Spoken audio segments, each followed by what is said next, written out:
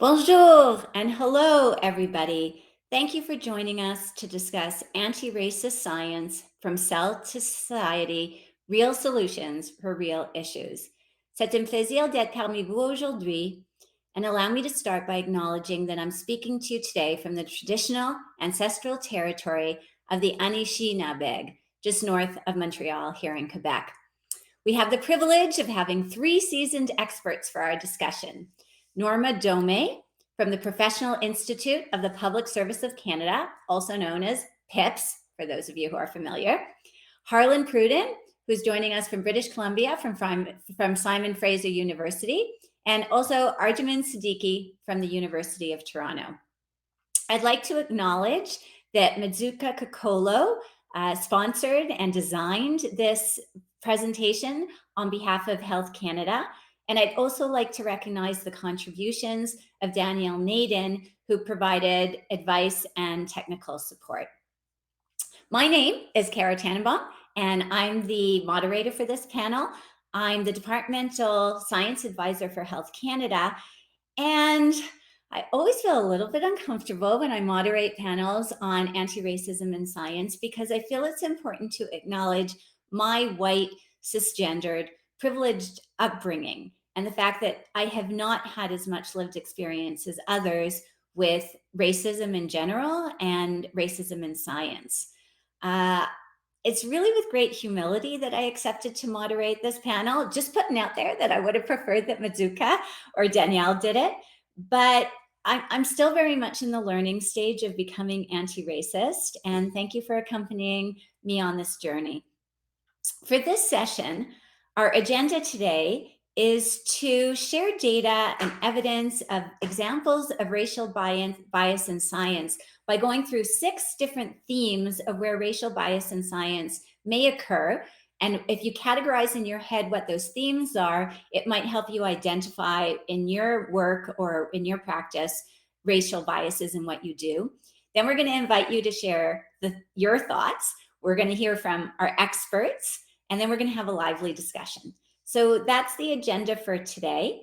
The question period will be at the end, but please feel free to enter your comments and questions as we go using the chat function. The slides projected here and the ones to come will have been shared with the conference organizers, and the session is being recorded and you will have access to it at the end. I would also maybe just say before we start that this is an uncomfortable topic for many individuals. There's many different opinions about racism and racism in science. And if you're feeling uncomfortable at any point during the panel presentation, then I hope this is a safe space. And I would invite you to share what you're thinking or feeling, or if you have questions in the chat. If anything that's said here today triggers any historical trauma for yourself or for others, then I invite you to consult with a mentor, with an elder, or to reach out to me personally if you want to continue the conversation.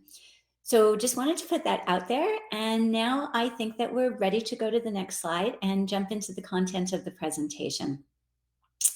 Starting with race and racial bias in science. Systemic racism is an unavoidable topic for all Canadians and all Canadian institutions, but rarely do we talk about racism in science. And this is a topic that we felt required more attention. Now, to put us all on the same page, when I say race, lots of people have lots of words and understandings of that term. So I'm going to come right out and say right now that when we say race, we're talking about a social construct. There is no biological real foundation for race or racism at all. And I wanted to put that out. But a lot of people use different words, and there's a lot of confusions around different words. You see them on the screen. And I think it's important to be accurate and precise when we're talking about science, both for internal validity reasons and also for external validity reasons. Another, I would say trigger to make us think about racism in science is the framework for science and research excellence that we've developed at Health Canada. In that framework, we are delving deeply within our organization to look at SGBA plus, but also anti-racism in particular, both in the people, culture, and the work that we do. And today we're going to focus on the work that we do. So we hope that this panel will raise awareness on racial biases in science. And we think that scientists and science policy analysts should be part of that discussion. So, next slide. Now, one way to systematically address racism in science is to be inspired by the approach that has been developed by the GBA plus community. So, there is a systematic approach to thinking about gender based analysis.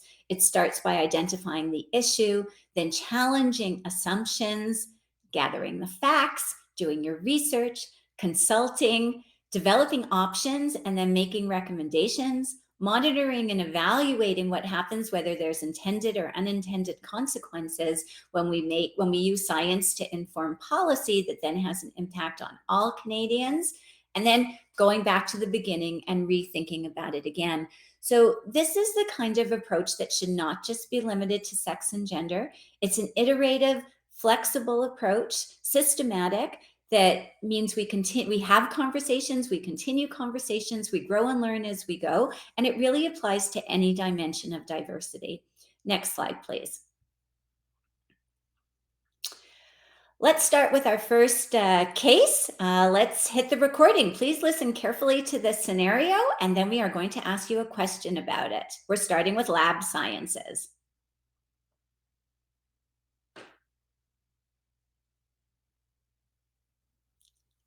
I can't hear the scenario.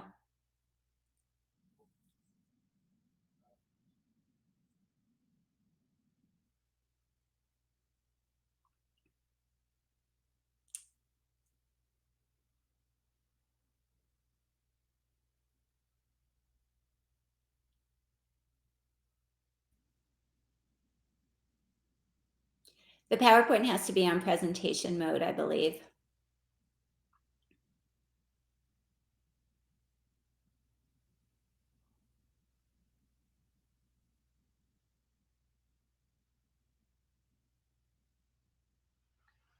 HeLa cells were originally sampled in 1952 by Dr. Howard Jones at the Johns. Yes, why don't you restart it again, please, and a little bit louder? That was perfect. So we're starting with the theme of lab sciences, and we're going to ask for you to reflect on HeLa cells. Please go ahead.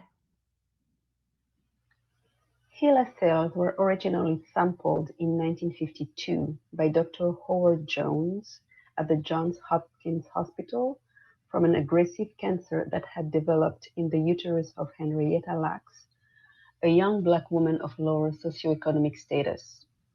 Mrs. Lacks' cells were the first ones that could grow naturally outside of a human body, with the remarkable ability to double every 24 hours. Without consent from Mrs. Lacks or her family, Dr. Jones used and shared her body samples for research. His colleague Dr. George Gay contributed to sharing cell cultures with scientists around the world for countless research projects, including on COVID-19.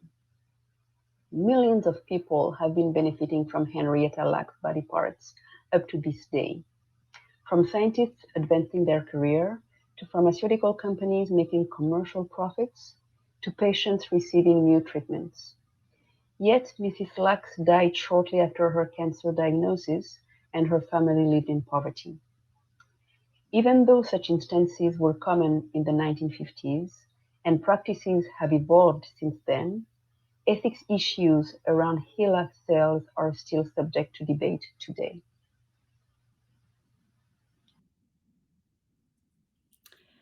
Let's go to our first poll question. Can we put up that question? We're asking you to reflect on what you heard. And so the first poll question is, we cannot change the past, but concrete efforts can be made to redress unethical behavior in science. Please click true or false. And while we're getting answers to that, Norma, can I turn to you to offer reflections?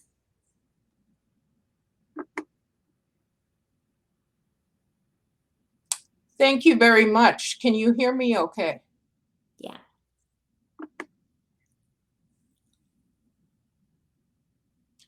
So we've just listened to the egregious treatment of Henrietta Lacks and her family. This is a past atrocity. So let's talk about how we can do better.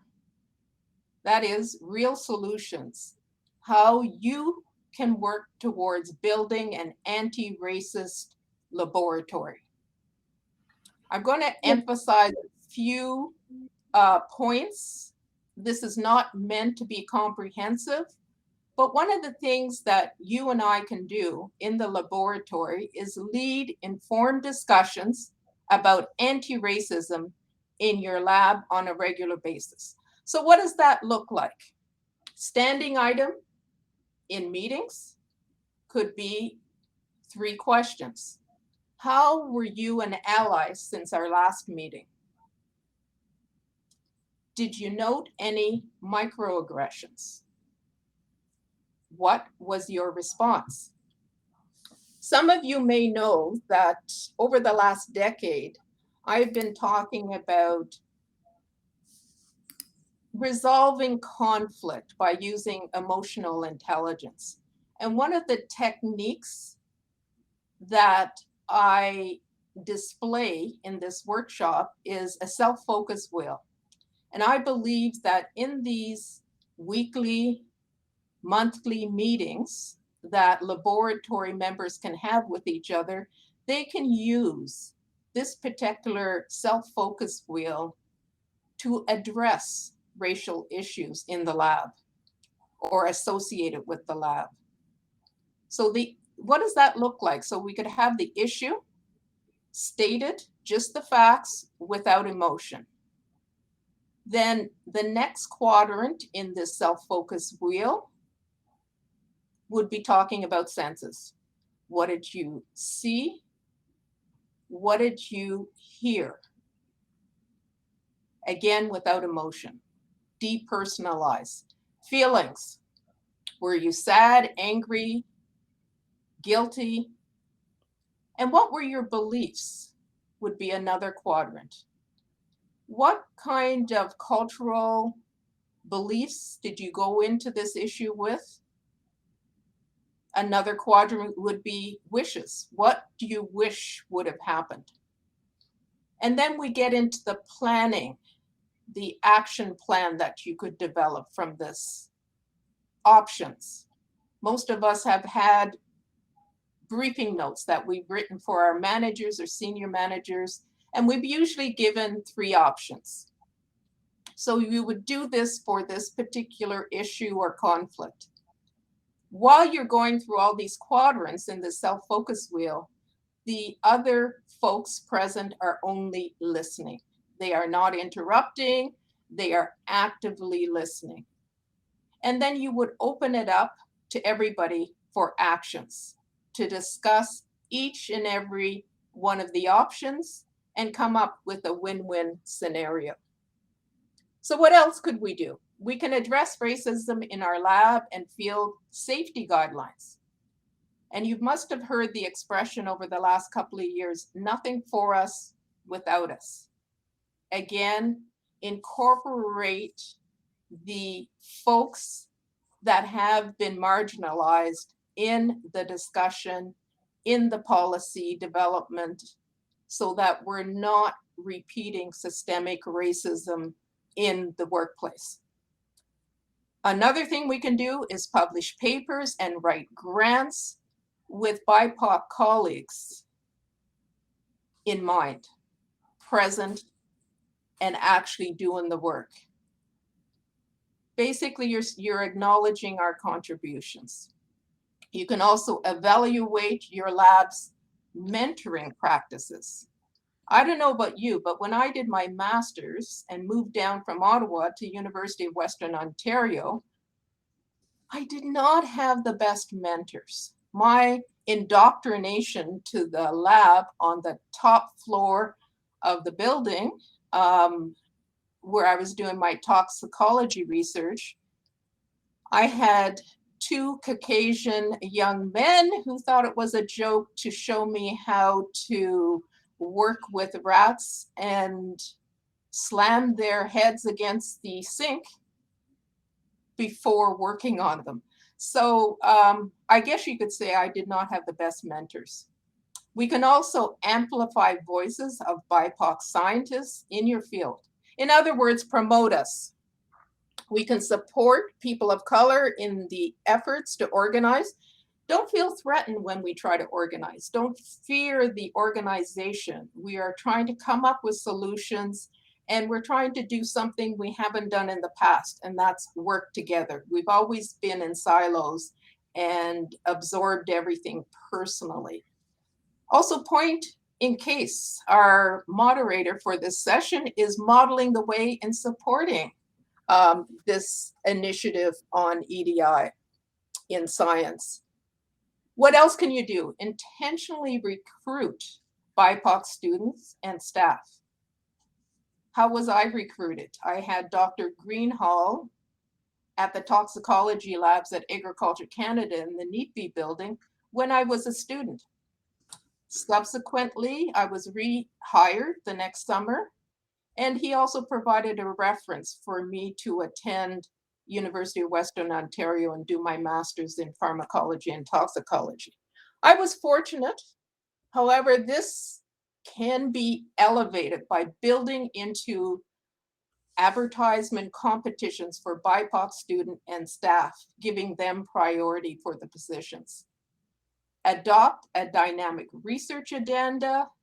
You can also advocate for racially diverse leadership in science, headhunt for diversity, set them up for success. Give them communication and leadership development programs, French training, whatever they need to be successful in the senior ranks of government and other scientific organizations. You can also hold the powerful accountable and don't expect gratitude. What does that look like? In their annual reports, they should state how they addressed every one of these implementation strategies. Madam Chair.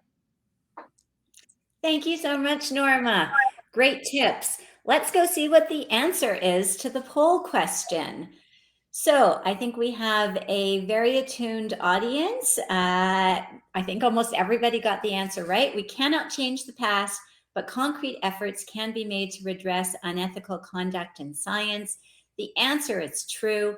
Norma just provided a number of tips for you to take home with you.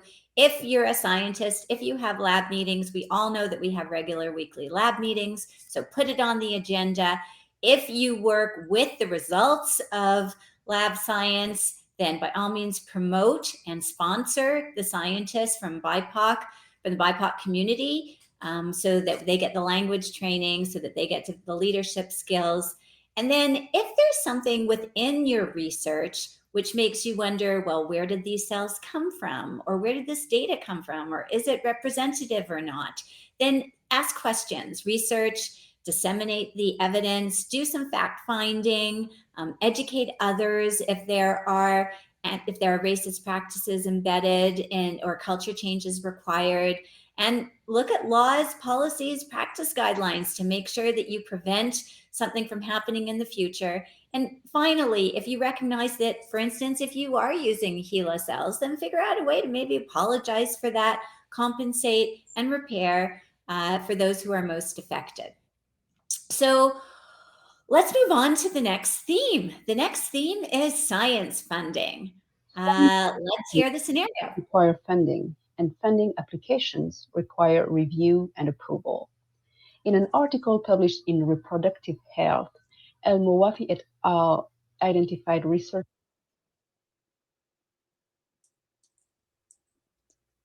Can we check on that, please? I think we might have just lost the sound. Science activities require funding, and funding applications require review and approval. In an article published in Reproductive Health, El Mowafi et al. identified research funding matrices as a key issue that continues to sustain systems of oppression within academic and research settings, perpetuating gaps in sexual and reproductive health and rights research in Canada, stating that it subjugates Indigenous, Black, and racialized voices.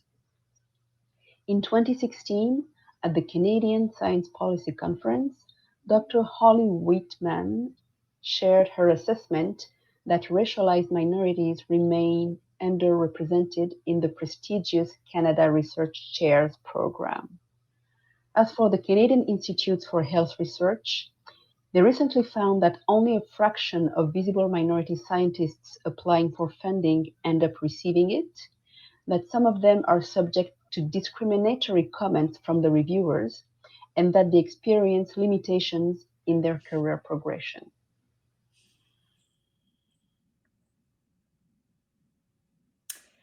Well, that was a little bit sobering, but kudos to the Canadian Institutes of Health Research for getting this data and being transparent about it. Norma, can I pass it back to you to offer us some reflections while we put the next poll question up? So I do think we have another poll question. Can we show that poll question, please? And we'll hear from Norma.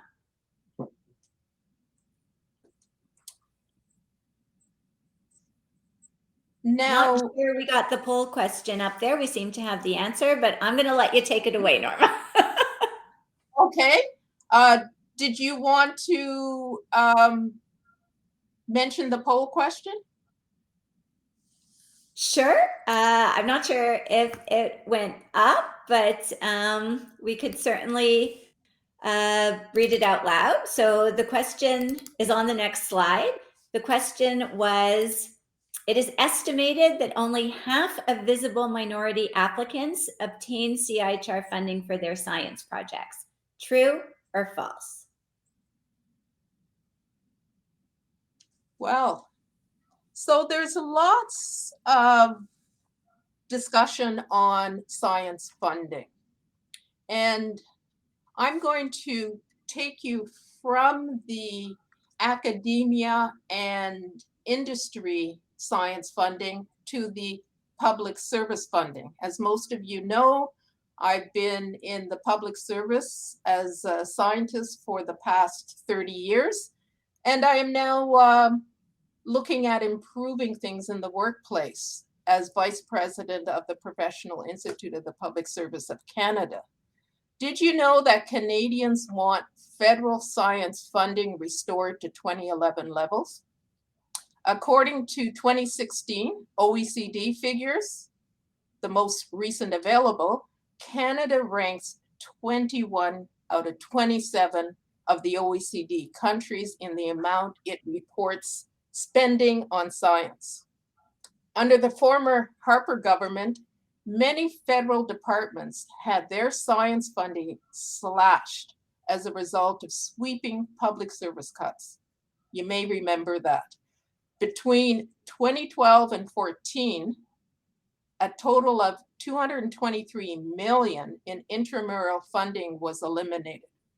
While overall funding for science and technology has increased since 2015, especially for so-called related science activities that include regulatory services such as food safety, government funding for public sector science generally has lagged the amounts spent encouraging innovation for universities and private sector. So what about the public service science? Funding to federal science programs has strong public support. According to an Environics research survey commissioned by PIPS, my institute, most Canadians, 72%, agree in the next federal budget funding for federal government science programs should be restored to what it was in 2011. Most federal government scientists believe funding is insufficient to fulfill their department's mandates.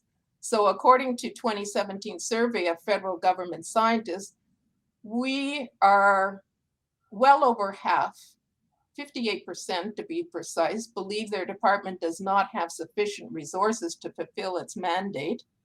The problem is particularly for the Canadian Space Agency, 79%, Natural Resources Canada, 64%, and even my former department, Environment and Climate Change Canada, where 60% do not feel their department has sufficient resources to fulfill its mandates.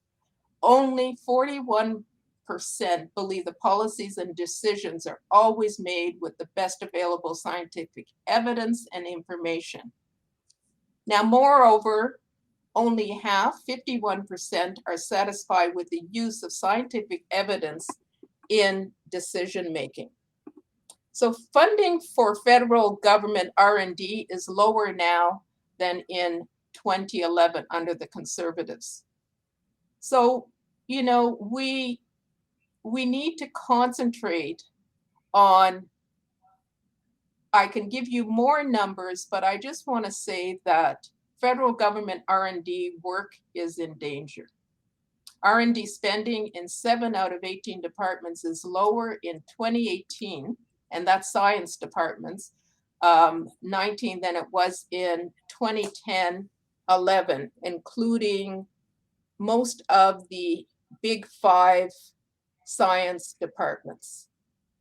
All that to say, the former Minister of Science, Kirsty Duncan's motion to create a committee, Parliamentary Science Committee, passed in the House in late May.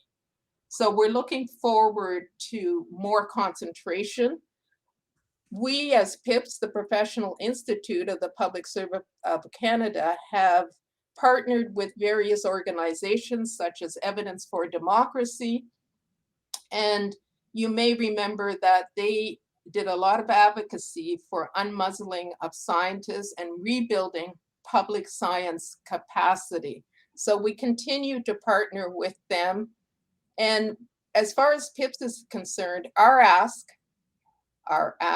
is spending on intramural scientific activities, science carried out in-house within departments, is expected to be 800 million lower in 2021-22 than it was in 2010-11, over a decade ago. There have been some increases since 15-16, when science spending was at its lowest, but when adjusted for inflation, get this, less is being spent now than a decade ago. So budget 2022 must take action to reverse this trend. And the first step is the government committing to increasing intramural science spending in core departments by 800 million. The strength of Canada's R&D network depends on a robust federal government presence. We cannot rely increasingly on the private sector alone to provide needed innovations. We saw that during this past pandemic. Often the very innovations we most need, for example, better weather forecasting, more resilient crops. We're talking now in BC with the supply chain, improved pollution monitoring, results from R&D in areas of direct federal government responsibility. Now, the challenge or your take home is to weave in EDI as you increase science funding for the public service. Madam Chair. Thank you, Norma. And thank you for your advocacy for science. Very inspiring. Let's go to that answer slide. We had a bit of a discrepancy in answers. 75% of you guys thought that the answer was true and 25% thought that it was false. There's no question that the success rates among visible minorities are not equal to the success rates among non-visible minorities. And that's something that we're trying to address with our equity and diversity and inclusion action plan by making sure that we have data, because without good measurement, there's no good management, and looking at these equity gaps and trying to change the culture and put in interventions. So thank you for those thoughts on science funding. The third theme today is healthcare. Let's go to our healthcare scenario. Until the 1980s, dozens of Indian hospitals provided segregated, substandard care to indigenous patients, and two of those hospitals are still in operation in Manitoba. Recent studies indicate that healthcare providers continue to make clinical decisions based on racism and stereotyping of Indigenous people. As a recent example, in September 2020, Joyce Echaquan, an Atikamek woman, broadcast her own death from a hospital bed. The live video showed that nurses on duty were uttering racial slurs instead of attending to her care. The coroner namely identified racism as a contributor to her death. Shortly after the tragedy, the Joyce Principle was developed to ensure that Indigenous patients have access to care without racial discrimination. Blacks and other people of color are also affected by racism in Canadian healthcare. There is documented evidence of bias, discrimination, and stereotyping in healthcare delivery, as well as inequitable access to screening and specialized care. Furthermore, racial discrimination and stigma are associated with serious health issues such as tuberculosis and even cancer, as highlighted by Canada's Chief Public Health Officer in a 2019 report. Again, another story that I think touches all of us to our hearts as we all take actionable steps towards truth and reconciliation. Let's see that poll question. The next poll question for you is, given the public outrage that Echaquan's tragic death, the Joyce Principle was adopted by 3 provincial governments in Canada. Is that true or is that false? Harlan, we are thrilled to have you with us. Over to you. Greetings, my relatives. It is with great honor that I join you all today for this incredibly important discussion. I'd like to humbly thank Kara and your team for showing up as allies and just the wealth of knowledge that we are going to be discussing today. Especially thank you, Norma. So that I, as well as a representative of my community, can be here today to give voice to myself and to my community, and also that we have an opportunity to have this discussion as well as the potential for a relationship, which is incredibly important. I am Harlan Purdon. I am Nehiyaw, First Nations Cree, and I work with and for the Two-Spirit community, both locally, nationally, and internationally. Currently, I'm a PhD student at Simon Fraser University, and I work here at the BC Centre for Disease Control. I would like to begin with some overarching observations and reflections on this discussion of working for and towards a healthcare system that is anti-racist for all. Although it may appear that I'm only speaking about and for Indigenous people, I believe that if you expand and reflect upon my thought, that the teachings that I'm humbly sharing is applicable to all of our relatives. First of all, I would like to just drill down and talk about reconciliation. In 2017, I came up with the following framework for reconciliation. I added a C in because it is through agency that we can get out of this. That reconciliation is simply the intentional, reflective, communal self-examination of our ongoing action or journey as we chart a new way forward together. So what am I saying? Reconciliation is simple. It is being attentive and working towards being in good relations with one another, where we're honoring the sacred space that dwells between and within all of us. It is intentional. It is going to take a lot of thought and forethought of how do we work ourselves out of the current situation. We did not arrive here today and to hear Joyce and so many other people's experiences was not an accident. We're not going to correct our current state of affairs by wishful thinking or dreaming of better tomorrows. It is reflective, meaning that we're not going to get it right the first time. We're going to make mistakes. However, if we make a mistake is only a mistake if we do not learn from that experience. So every misstep is a learning opportunity that is offered to you freely. So when you make a misstep, and we all make missteps, including myself, apologize and commit to learning from that experience, and by that way we grow and we learn together. Reconciliation also includes communal self-examination, where we must begin to think individually and communally at the same time. What is good for me is good for you all, and what is good for you all is good for me, and we must keep those concepts hooked together. Finally, reconciliation is our ongoing action or journey as we chart a new way forward together. I and we don't know where this experiment of reconciliation is going. However, I firmly believe and know that wherever we end up, if we arrive there as one, and there is love in our hearts for one another, I know that wherever we end up will be in a good place. But it is simple. Now I'd like to quickly turn my attention to research as reconciliation. It is from research that informs policy, programs, as well as praxis or practice.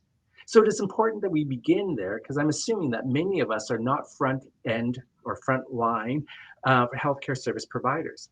Often within health research, especially within quant research, it begins with a larger data set. From this larger data set, researchers separate the responses into subpops, and then compares and contrasts these subpopulations to the broader data set, in our case, Indigenous.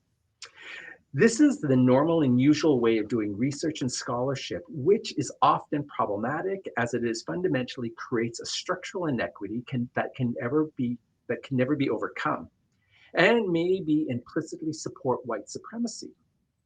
The question at the heart of these comparisons and contrasts of Indigenous and non-Indigenous responses, is this a fair comparison? I was born Nehiyaw. Why should I be compared to white people? Because I'm never going to be white. And often they then are positioned as the control. And so as a part of the Two-Spirit Dry Lab, we want to challenge this way of doing research. I do not want to go or stand before my Indigenous and Two-Spirit relatives and say, hey, and report out on these findings of these, like, you're going to get HIV greater than the white people. You're going to have less education, less opportunity. Thereby, we're positioning and saying you're bad or you're worse off. And if there was a white person sitting in the audience, then they would be listening in the void of, wow, I'm going to have a greater education. I'm not going to get HIV. Thank goodness I'm not one of those Indians. That's what the null hypothesis does. And it is from those null hypotheses that only looks at differences is then translated into to policy and programs. And implicit within that is, if there is a discrepancy, implicit is that all we have to do is to become more like the control, more like white people. And so not only is it an affirmation of white supremacy potentially, but it is also a site of colonization. We must challenge these. And so I think that it is through these health policy, the health research that is informed by research, is that we must start looking at how are we gathering the information. I would like to now turn this over to our esteemed chair to look at the poll question. Such wise words, Harlan. Let's see how people answered. So I see that 61% of our audience answered false and 39% answered true. Let's put up the real answer to the question. The real answer to the question about whether 3 provincial governments in Canada have adopted the Joyce principle is very sadly false. So you addressed the points, Harlan, about the stigma that's associated with individuals who, in their greatest moments of vulnerability, show up to get help and instead feel discriminated against in the healthcare system. You mentioned the importance of finding facts and figures and how to interpret that. And I love the way you positioned the comparator. And let's assess racism, not race, as a health determinant, because it is a social construct. It's shaped and formed by decisions and approaches that are made by people with decisions, and not because of individuals. And of course, we need leadership around this and dedicated resources and partnerships to change culture. Let's go on to our next theme, environmental sciences. Can we please go to the next click to hear the scenario? Benjamin Chavis first Take two. Benjamin Let's Chavis hear the scenario from the start. environmental racism. He described it as racial discrimination in environmental policymaking, the enforcement of regulations and laws, the deliberate targeting of communities of color for toxic waste facilities, the official sanctioning of the life-threatening presence of poisons and pollutants in our communities, and the history of excluding people of color from leadership of the ecology movements. In Canada, 33 Indigenous communities remain affected by long-term drinking water advisories. Otherwise unacceptable in this country, such living conditions also disrupt cultural practices predating colonization that require the collection and consumption of water from natural sources. Ingrid Waldron's research highlighted instances of environmental racism across Canada. These include industrial development nearby Indigenous and Black communities that increase the risk of flooding, air pollution, and other environmental hazards.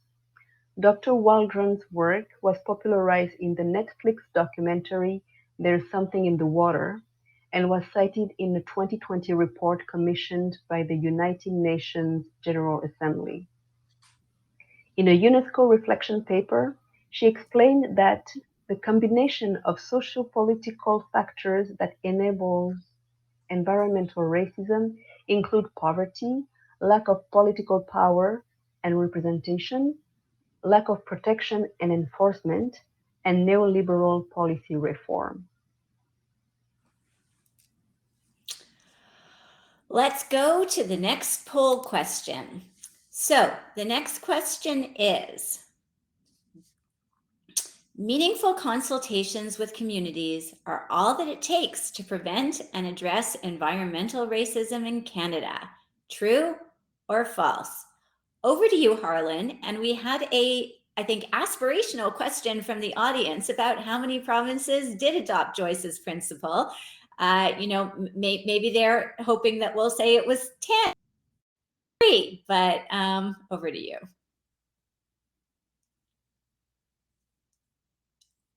Am I unmuted? You're good. That never happened. Okay, thank you. The answer is 0, but technically it's a nuanced question, only because the Joyce's principle is based off of the 24th, Article 24 of UNDRIP and Section 1, Section 2. And because the federal government, as well as the BC government, BC in November 2019 signed on to UNDRIP, or what we call here is BC DRIPA, the BC Declaration of the Rights of Indigenous People. So technically, we have made a commitment around Article 24, which is forms the basis for the Joyce principle. So we already kind of signed on to it, but we have not really enacted the Joyce principle. And so it is a little bit of a much more nuanced question, but right now 0 have signed on to adopting the Joyce principle as it stands as a standalone, but we have adopted the UNDRIP. Does that make sense? I hope it does. Okay, back to environmental. Given our experiences, and this strikes really close to home, with the summer wildfires that we've been experiencing for how many years now within BC, and now the flooding, the mudslides, and the loss of lives as a result of those weather phenomenons. And we should pause and just reflect upon that. It is through our relationship with our greatest mother is such an incredibly important conversation. Once again, I would like to begin with some overarching observations and reflections on this discussion of environmental racism in Canada to better contextualize the existing potential solutions that we will bring up to address racial bias within environmental sciences. Building upon our last conversation around health research, there is also a need for attentiveness around how environmental sciences as the usual way of working. As do we include representation of impacted communities and people, not, I would not say on CABs, but on your actual research teams? That's a question. It is my hope that we take a step back and reflect upon the process or the systems that we have created and that we work in. In an upstream conversation, do we or do they include representations from impacted communities and people? More importantly, is there racial and ethnic diversity at this priority setting tables? And are there ways to support this inclusivity along the entire research to practice ecosystem? Another equally important discussion is what I call the hegemony of knowledge, where one knowledge and knowledge system, and thereby one way of working, is given primacy and superiority status and ranking over equally valuable and important knowledge or knowledge systems.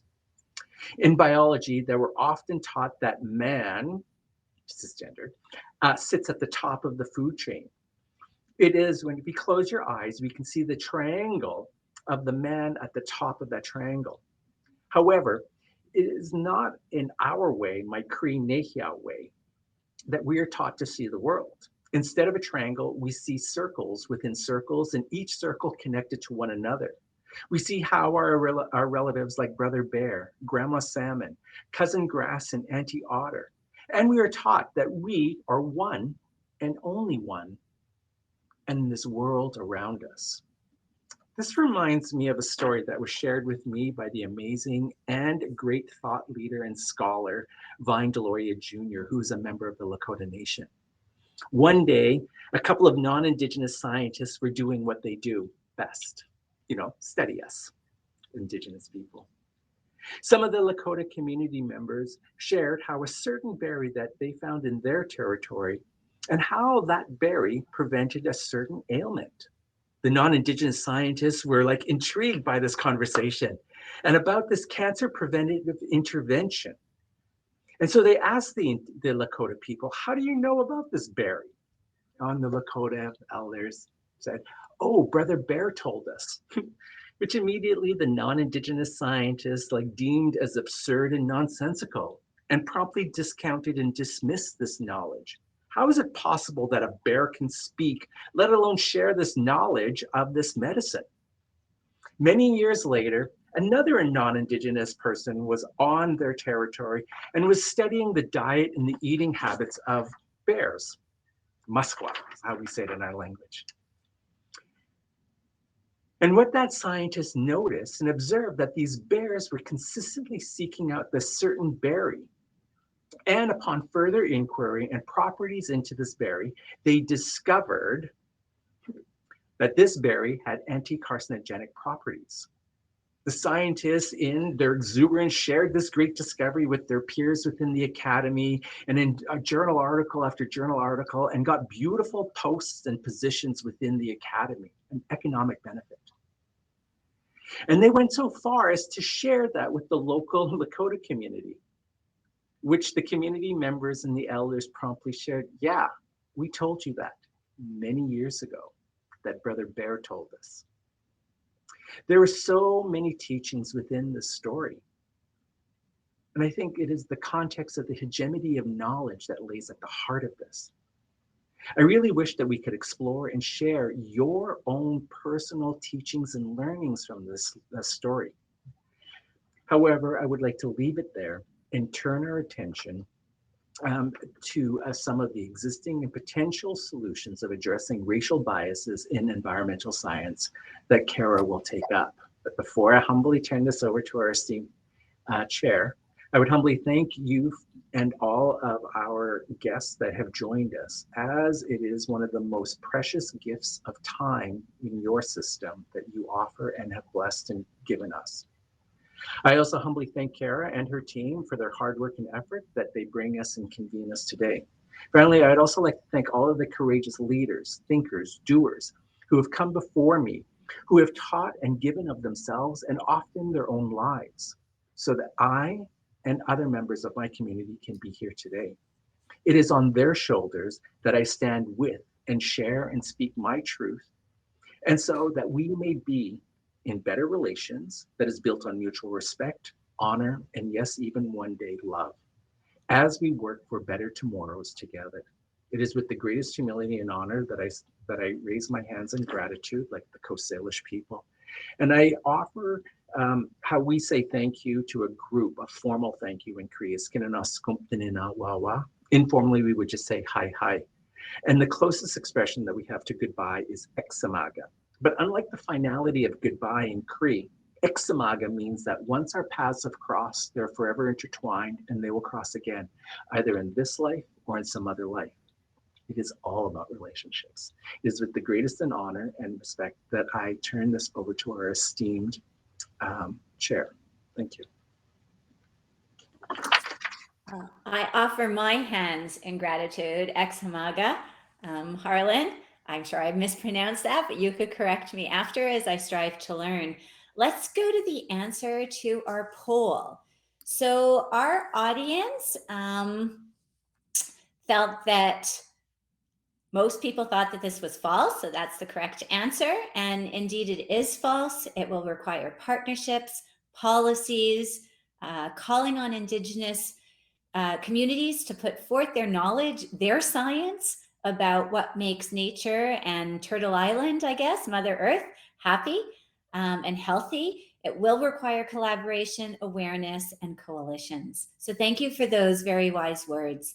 On to our fifth theme. We're almost there. Let's move to census data and hear the next scenario. In Canada, all national censuses since the Confederation have had at least one question on ethnocultural or language characteristics.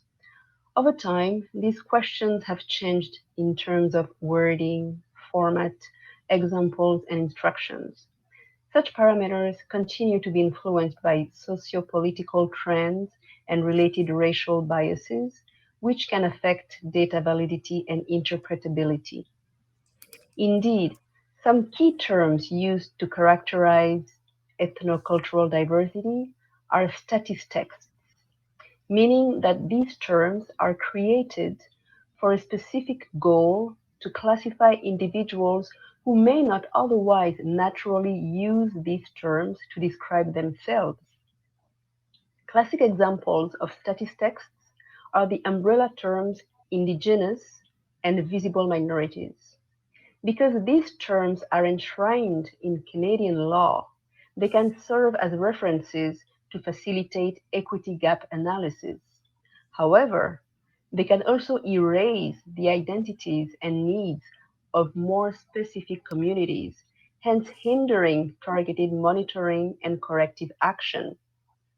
This lack of precision is detrimental to scientific assessments and evidence-based decision making.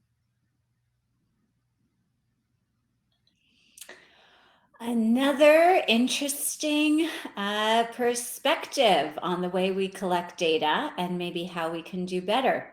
Let's move to our poll question.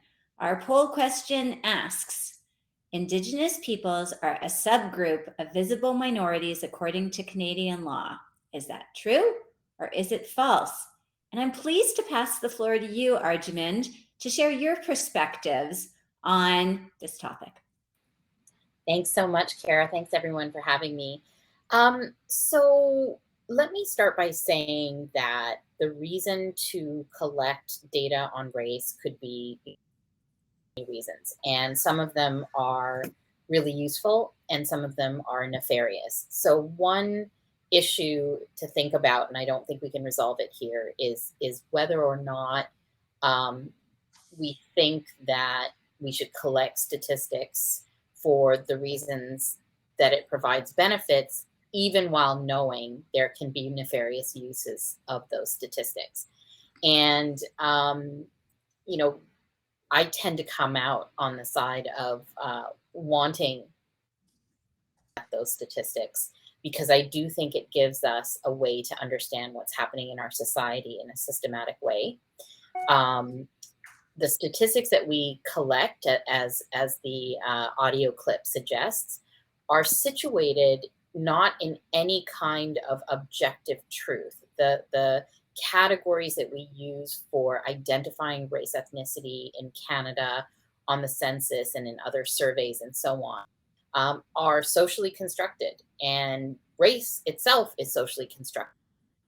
Objective way to identify someone's race. Race is a product of what we call particular groups of people, how we categorize them, how we identify them. And we do this for very particular political, as the audio clip mentioned.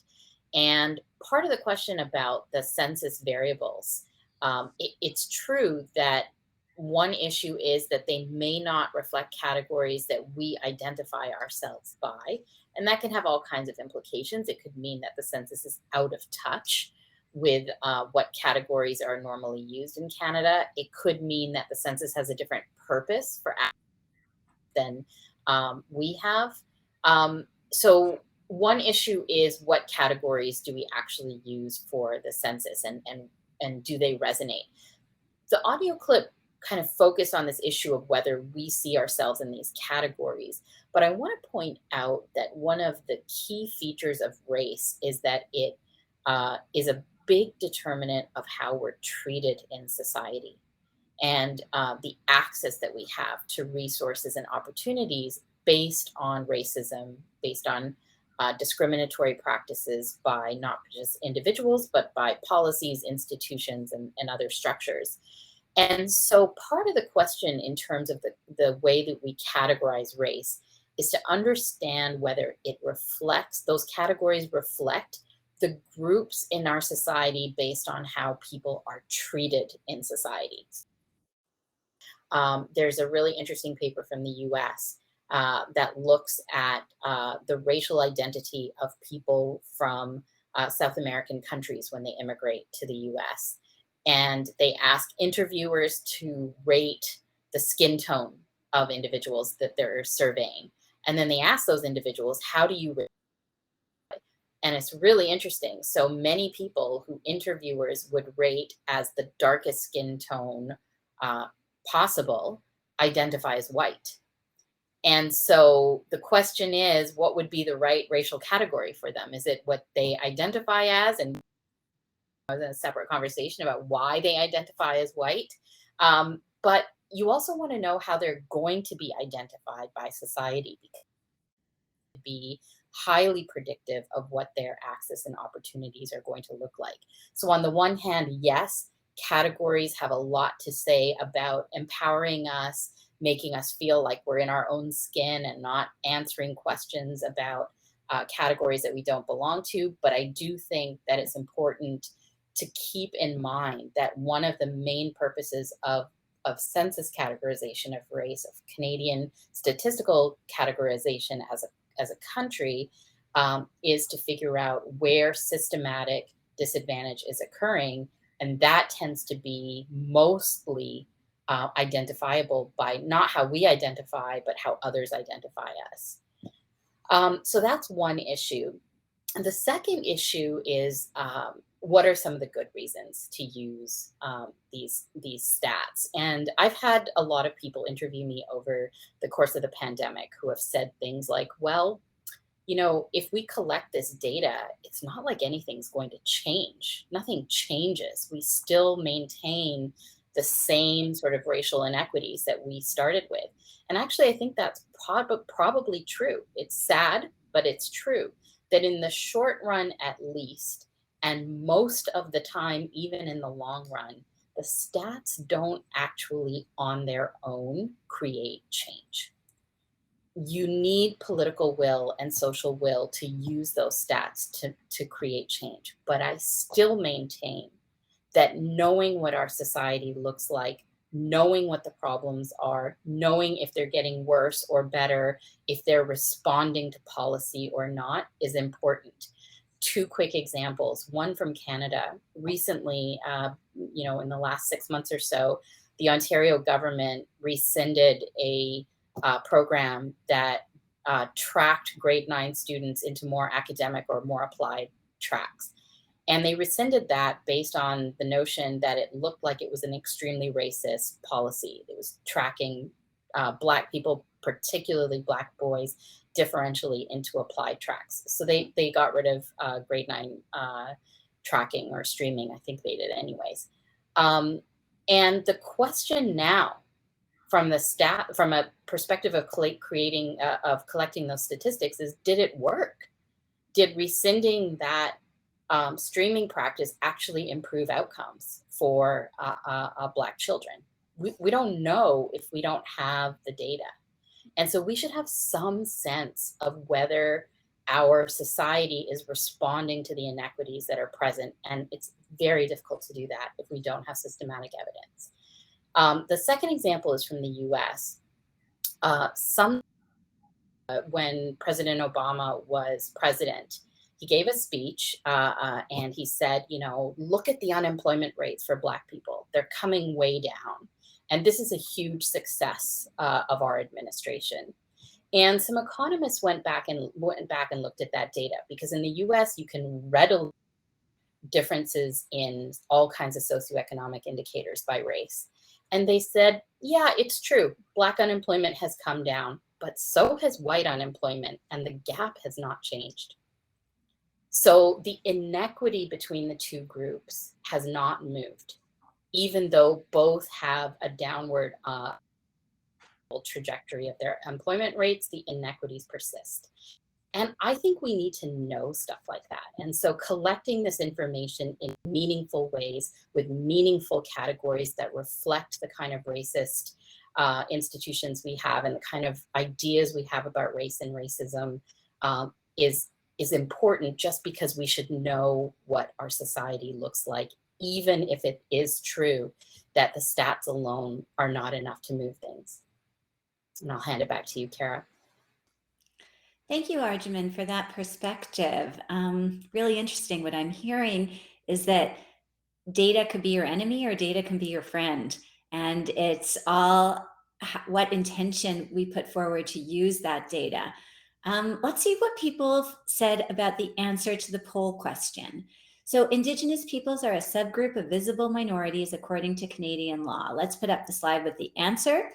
And 2/3 of our respondents said false. That's the correct answer. And 1/3 said true. So lots of learnings going on there. Thanks for your comments. I think you addressed all the bullet points here, that meaningful data must be fit for purpose, and that purpose has to be with good intention. I appreciate that you've grounded us in reality to say, is anything going to change just by reporting the data? No. But is it a first step to good management? Yes. And that these are wicked problems, sadly, that is going to take time, but we need to have data to help us monitor how we're doing and what we could do better and what works and what fails in which situations and why. So great triggers there. We're on to our very last theme, public health. Can we please go to the next slide and press the button? In Canada, public health handling of the COVID-19 pandemic has yielded unequal effects among different populations. As an example, data from the city of Toronto, broken down by ethno-racial groups, show that most racialized minorities are disproportionately affected by the disease. These disparities may be explained by structural issues, including work and housing conditions and access to healthcare and services. Concomitantly to the COVID-19 pandemic, there has been a significant increase in anti-Asian racism, including physical attacks. Between March 2020 and February 2021, from across Canada, more than 1,000 cases of anti-Asian aggressions were reported on web platforms managed by the Chinese Canadian National Council. And a study by Statistics Canada found that the proportion of visible minority participants who perceived an increase in the frequency of harassment or attacks based on race, ethnicity, or skin color was 3 times larger than the proportion among the rest of the population since the start of the COVID-19 pandemic. The history of anti-Asian racism in Canada can be traced back to the 18th century, but it has been amplified by the COVID-19 pandemic, similar to what happened during the SARS crisis in 2002, which also started in China. More horrifying statistics that we need to change. Let's put up our next poll question. The question reads, collecting race disaggregated data is essential to address racial inequities in public health. Is that true or is that false? Arjun, you touched on this a little bit, but can I pass it back to you for more comments, please? Sure, yeah. In this respect. So starting with the poll question, this idea that it's essential. It's not essential, quite frankly. You know, if we were a society in which we could depend on the political powers that be to do the right thing and to want equity, and that we didn't have as much of a default towards inequity and towards racism in our institutions, maybe we wouldn't need the data for this purpose. But we don't have that. Dismantling structural racism is highly contentious. The political processes involved are highly contentious. People don't always agree when policies are racist, when structures and institutions are racist. And so part of the movements that sort of try to overcome these issues in our society, part of what they do is argue against powers and political processes, participate in political processes in order to present their case about what's happening and why it's unacceptable in our society. And so for them, this is a tool that they can use, because then it takes the conversation out of the realm of anecdotes and opinions and hearsay, and here's what I said, and then here's what they said, and no way of third-party adjudication of the facts. And so if we believe that there are social facts about our society, we should probably know what those are, and those facts will hopefully help advocacy processes and the dismantling of inequities. We don't know that they will, as I said, but they at least seem essential in that sense, because we have the society that we have. In terms of the sort of public health angle here, if you look at the COVID-19 pandemic, and if you asked people who study racial inequities in health, they would have told you that there would be racial inequities in COVID-19 before we even knew what the disease was, when we were just starting to learn that there is something called COVID-19. And the reason that they would know that is because we see racial inequities for almost every health outcome of which we know, whether it's depression, diabetes, heart disease, you name it, really, and we see racial inequities.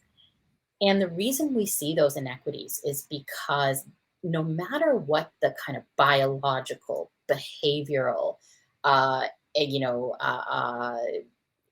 infectious agents are that ultimately get into your body and cause disease, the factors that make those agents happen more in some groups than others are all sort of structured by race in our society.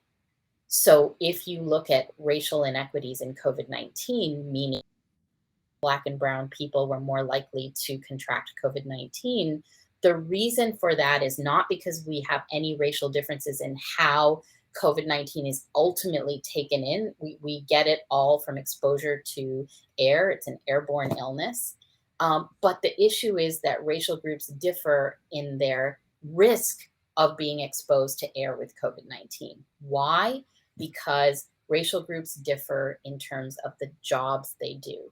So a critical thing during the pandemic was that racial groups or Black and brown groups were more likely to be essential service workers. So they were more likely to work outside the home and therefore more likely to be exposed to COVID-19. There's nothing biological about it. There's nothing different about how it ultimately happens. What's different is the risk factors associated with those biological, behavioral, whatever elements that cause any kind of disease. And so we essentially structure risk in our society, structure risk of health and risk of disease across racial groups. Why do we do that? Because of a lot of racism involved in the labor market, in the education market, in healthcare system, in nearly every system we can think of. And that's essentially what is structuring risk. And so it's a very, as Kara put it, it's a very wicked problem. I'll leave it there. Well, thanks for sharing that, Arjamand. Let's go to the answer to our question. And I guess it's a bit of a trick question. Like many things, it depends on context. So aspirationally, in a better world in different circumstances, the answer here would be false, is what I just learned from you, that it is not essential or shouldn't be essential to collect race disaggregated data. But in the current situation, it is true, it is essential. So I think we talked about the points there, the uses of disaggregated data, the importance of data granularity, and Harlan certainly mentioned this. You can't just look at Indigenous peoples in general, for instance, but taking a distinctions-based approach. Is it First Nation, Métis, or Inuit? Is it rural or urban? Is it men or women? Is it older and younger? And that brings in the intersectional lens. We'll soon be seeing the SGBA Plus or GBA Plus guidance updated, where the importance of intersecting, aspects of power and privilege combine to lead to differential inequities that end up being greater than the sum of their parts. So if you're not familiar with the word intersectionality, coined by Kimberly Crenshaw, a Black legal scholar, stay tuned, because I think we're going to be hearing more and more about that and how to address it using methods in science. And so I think that brings us to the end of our themes. Can we go to the next slide as we enter the discussion and question period? I'm going to invite our, the audience to put questions, comments, reflections, anything into the question and answer, and we will try to address those. While we're waiting, I would invite you to ask yourself, along the becoming anti-racist spectrum, which moves from living in the fear zone to the learning zone to the growth zone, where are you?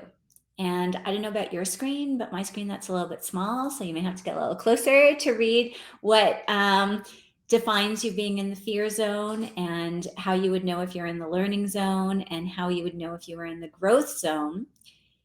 But we don't have a poll question. I'd be kind of curious to know if anyone wants to step forward in the audience, or we could turn to our panelists to ask them even which zone they think they're in. So why don't we leave this up as we ask people to reflect? We do have a few questions coming in. Do any of our panelists first want to comment on where they are in the becoming anti-racist kind of journey, and any additional tips about their personal journey? Kara, I would like to just model humility and also just vulnerability. And I think it is through vulnerability and humility that is some of our strongest assets if we embrace them. And so I waffle in all of these, both fear, learning, and inquiry, and then growth, right? Because it is through fear and through learning that we do grow. And so I waffle in between those. Now I know that as someone who's been doing this work with and for Indigenous and Two-Spirit people, the fear is really not there as much. It still kind of lingers, and it's still, so learning and being humble, I think, is where I often dwell, which then puts me into a growth zone. Thank you, Harlan. We do have a question from Dina. So thank you very much. We also have a question from Seema. Let's start with that one. The question is to you, Harlan, actually. What are some ways we can decenter whiteness as the control group in our language, particularly when discussing the differing outcomes between different marginalized groups? Do you want to tackle that one?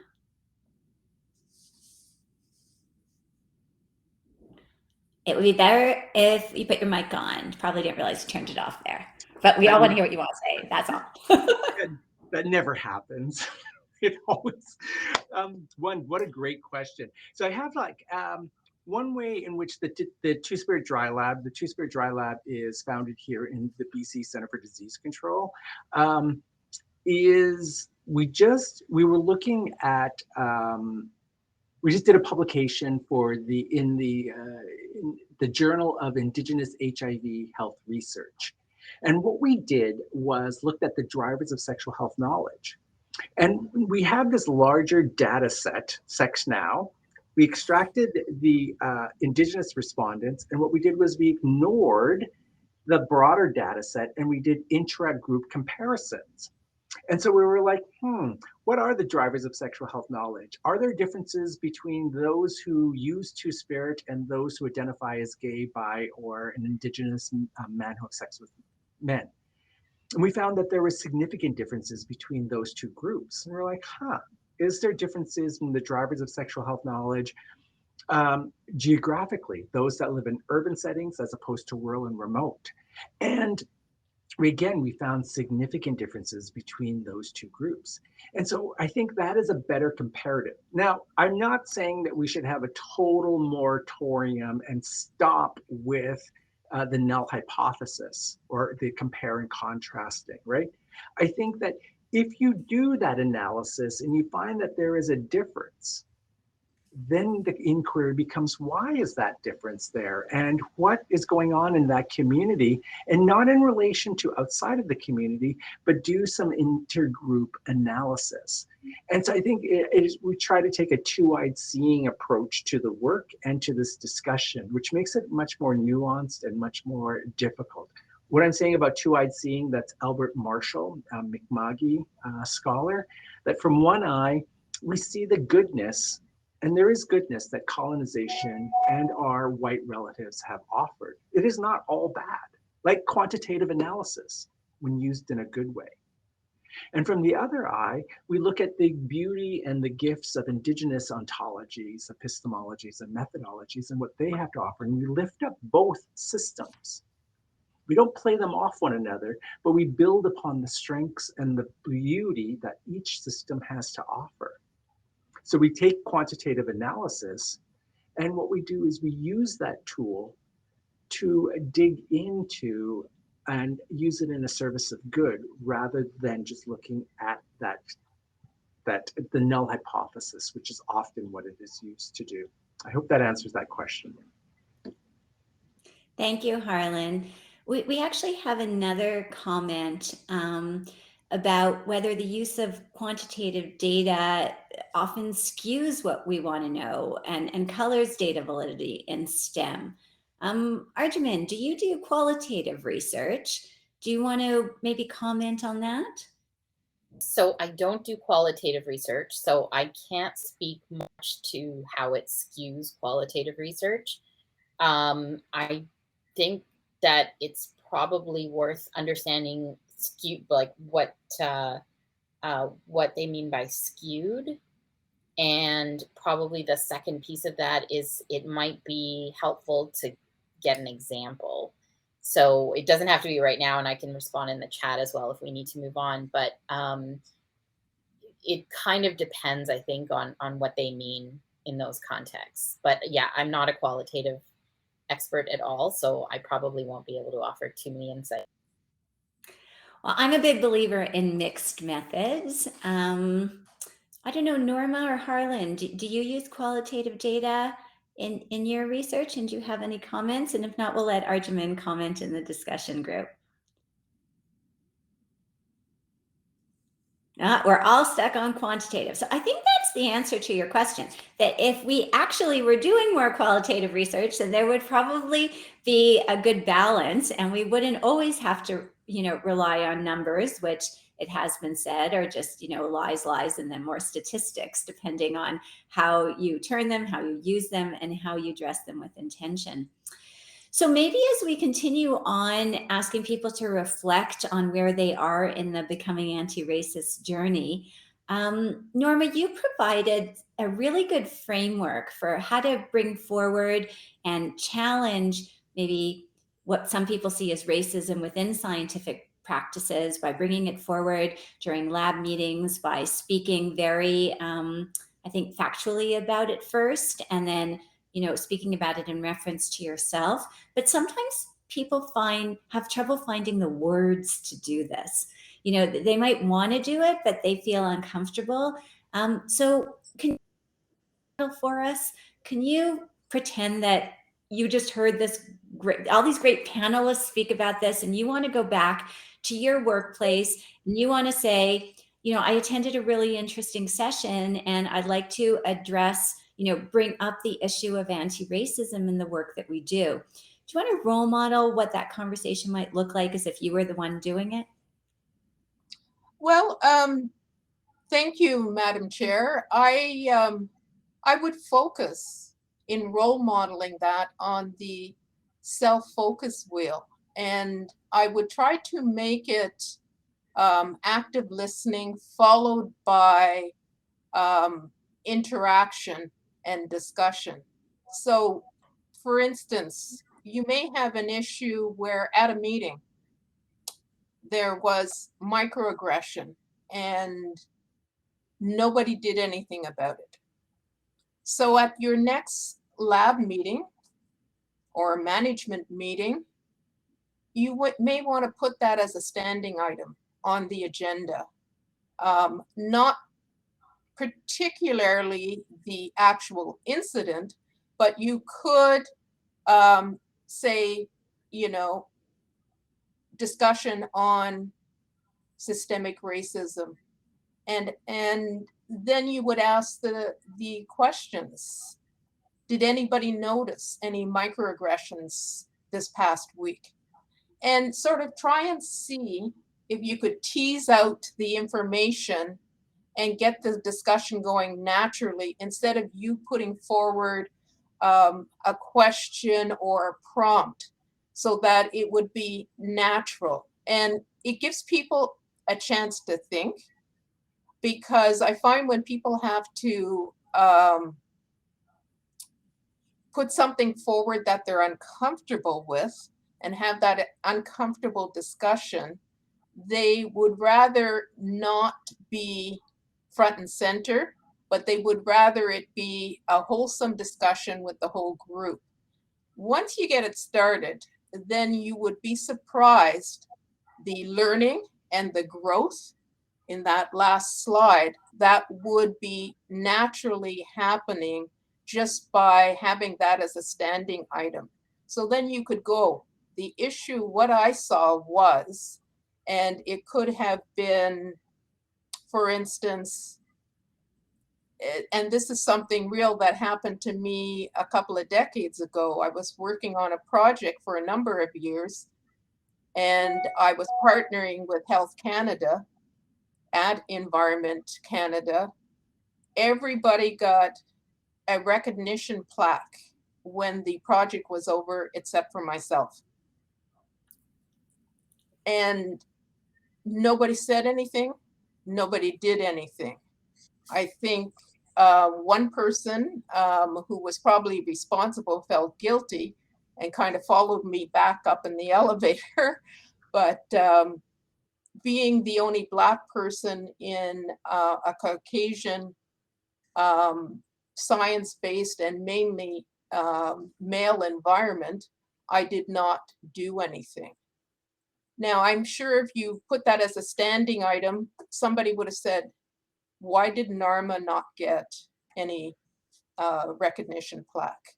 And you could go over the item and then it might click in people's head. An example of racism, systemic racism. You could go over what you saw, how I could tell folks how I felt, what I believe should have happened, as I was the lead on this particular project for Environment Canada, what I wish I would have happened, and some of the options. So I would have asked for corrective action, that a plaque also be made and presented to myself.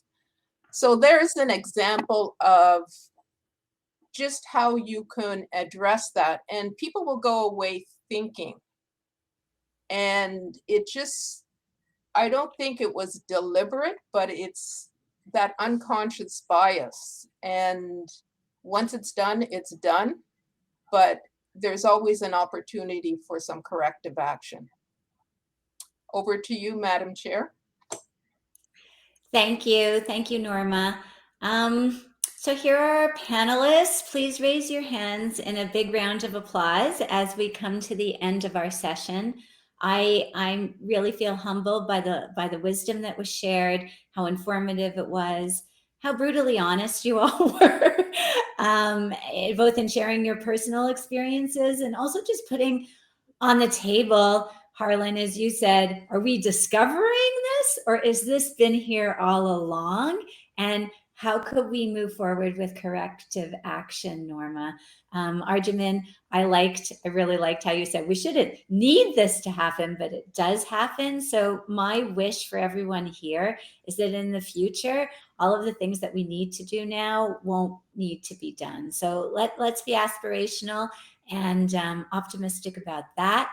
Allow me to share once again that all the presentations will be made available to our participants after the session through the platform. And if anyone did feel uncomfortable or if anyone did want to talk about it, please reach out to me. A big thank you not only to our panelists, but to Mazuka Kokolo and Danielle Naden, who helped develop this session. We couldn't have done it without you. A lot of work goes into this. And I suppose one thing you could do if you want to know what could I do now is if you heard something today that struck you, that resonated with you, go share it with somebody. Pass on what you heard and ask questions like Norma said, can we put this item on the agenda? And does anyone notice any racist practices in the way we function or in the work that we do or in our scientific methods or the way we report them or the way we interpret them? And what can we do better? I see lots of folks in the chat saying, thank you for this amazing conversation. Thank you for the panel. Our speakers and our panelists are highly sought after because of their wisdom, and they've given of their time here today. So thank you, Miigwech. Harlan, is this a sign of gratitude? Is that for everyone or just First Nations? Can you tell us quickly if I should be thanking? In Coast Salish territory, when you fly into Vancouver International, there's two big wooden figures with their hands outreached. And it's a sign of welcome, but it's also the backs of your hands. So you're not like striking, but it's a sign of gratitude for Coast Salish folks. So just thank you. So we just adopt it. So thank you. Well, let's all raise our hands. Thank you very much. And may the conversations continue, followed by corrective action. Thank you, everybody. You've been amazing. Bye-bye.